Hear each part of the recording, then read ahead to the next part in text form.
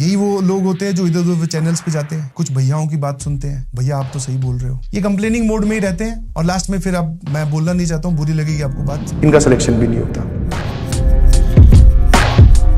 जो कमजोर दिल का है ना अंदर से, जो अपनी प्रैक्टिस नहीं करना चाहता, जो अपने टीचर्स पे विश्वास नहीं रखता, तो उनका तो भैया इतना बुरा हाल होता है ना, क्योंकि वो भागते इधर उठते, कभी इधर भागेंगे, कभी उसके पास चले जाएंगे, कभी इसके पास चले जाएंगे सफिशिएंट। जैसे अभी भी बच्चे बहुत सारे हैं, मतलब आप मानोगे नहीं, तुम्हारे ही साथ में पढ़ने वाले बच्चे अभी पूछ रहे हैं कि सर और कौन सी किताब खरीदनी है, ये उनका सवाल है। बेटा सांस लेने का टाइम छोड़ा है, ईमानदारी से बताना। तो कुछ लोगों के ज्ञानी मतलब बच्चे हैं, ये सब करने के बाद में तो हम एक कौन सी किताब ले रेफरेंस, किताबें खरीदने के बाद में बेटा टेबल के पहले साइड में रखी जाती है, उनके पन्ने उधेड़ के थोड़ी देर उनमें से खुशबू ली जाती है, 2-3 दिन बाद में वो उस टेबल से उठकर हम उसको कहीं रखते हैं, फिर 1 हफ्ते या 2 हफ्ते बाद में वो उठ के कहीं ऊपर रख दी जाती है। उसके बाद में सर उस पर धूल जमती है, धूल जमने के बाद में 1 साल बाद में कबाड़ी वाला, जब हमारी प्रिपरेशन खत्म हो जाएगी तब हम कबाड़ी वाले को वो बेच देंगे। ऐसा करना है तो आप कितनी भी किताबें ले लो। स्टूडेंट ए, सर ही शॉर्ट नोट्स बना के दे दें, सर होमवर्क कैसे करेंगे, सर आप ही सारा कुछ कर दो। स्टूडेंट ये ए, that is more dependent on teacher, सामने वाले टीचर पर बहुत ज्यादा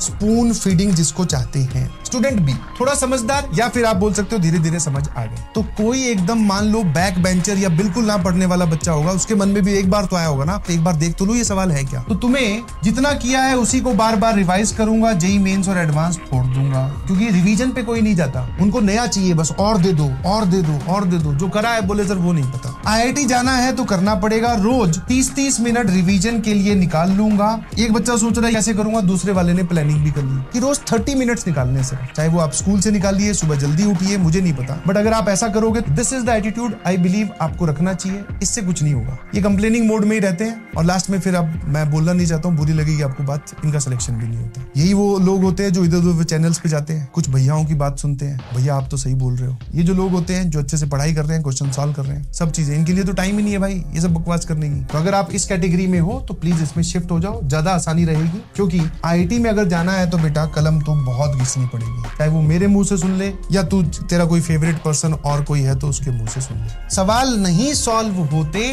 तो प्लीज अगर कोई क्वेश्चन नहीं सॉल्व हुआ तो उनका भैया स्टार लगाओ और उसके बगल में उसका कारण लिखो। अब देखो यही ग्रेडिंग प्रोसेस है, यही रास्ता है, इसी पे से चलना पड़ेगा। अब तुम्हें ये आसान लगे तो ठीक, आसान तो है नहीं, मुश्किल लग रहा है तो भी कोई दिक्कत नहीं है भाई, जाना तो इसी से ही पड़ेगा। कोई दूसरा रूट होता बिना मेहनत वाला तो जरूर आपको बता दिया जाता, क्योंकि शॉर्ट मेथड बताने से टीचर की वाहवाही होती है, और जब तुम पूरा काम करते करते रात को 12:30-1 बजे जब कुर्सी तुम्हारी पसीने की वजह से थोड़ी थोड़ी गीली हो जाएगी क्योंकि गर्मी आ गई है, और बाहर जो है तुम देखोगे अपनी खिड़की से तो एकदम सन्नाटा छाया हुआ होगा, तुम्हारे मन में एक दुविधा चल रही होगी कि अब मैं आगे पढ़ूं कि सो जाऊं, कौन देख रहा है यार, समझ में आएगी नहीं समझ में। तो उस टाइम पे ये कुछ लाइनें हैं, याद कर लीजिएगा प्लीज। ये रात हमसे बड़ा प्यार करती है, ये रात हमसे बड़ा प्यार करती है, औरों को सुलाकर हमसे अकेले में बात करती है। सिनेरियो मैंने तुम्हें पूरा समझा दिया है कि ये लाइनें तुम्हें कब याद करनी है। ये रात हमसे बड़ा प्यार करती है, औरों को सुलाकर हमसे अकेले में बात करती है, कहती है कि ये जो चद्दर ताने सो रहे हैं इनसे मत घबराना, ये जो चद्दर ताने सो रहे हैं इनसे मत घबराना, जब बन जाओ कुछ तो इसी रात में इसी कुर्सी पर बैठकर खूब देर तक मुस्कुराना। तो वो जो रात है वो भैया आपको इंडिकेट कर रही है कि ज्यादा घबराने की जरूरत नहीं है, जो लोग सो गए हैं उन पे मत फोकस करो, तुम अपनी मेहनत करो, और जिस दिन आईआईटी का रिजल्ट आएगा इसी रात को बैठकर अलग से आराम से बालकनी में जाकर खिड़की के पास जाकर आराम से एंजॉय करेंगे। भाई साहब क्या जोरदार मेहनत की।